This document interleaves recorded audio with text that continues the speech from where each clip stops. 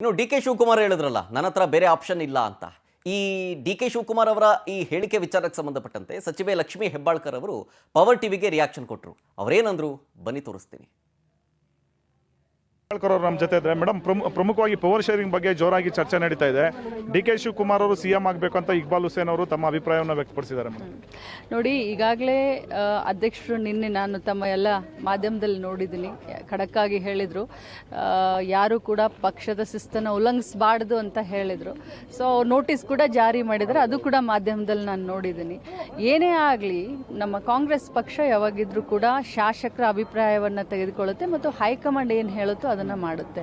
So ಈಗ ಪ್ರಸ್ತುತ ಅದು ನಗಣ್ಯ, ಆ ವಿಚಾರನೇ ನಗಣ್ಯ ಅಂತ ಹೇಳಲಿಕ್ಕೆ ನಾನು ಬಯಸ್ತೀನಿ. ಡಿ ಕೆ ಶಿವಕುಮಾರ್ ಅವರು ಕೂಡ ನನ್ನ ಹತ್ರ ಬೇರೆ ಆಪ್ಷನ್ ಇಲ್ಲ, ಸಿದ್ದರಾಮಯ್ಯನವ್ರಿಗೆ ನಾನು ಬೆಂಬಲ ಮಾಡ್ಕೊಂಡು ಹೋಗ್ತೀನಿ ಅನ್ನೋ ಒಂದು ಮಾತನ್ನು ಹೇಳಿದ್ದಾರೆ ಮೇಡಮ್.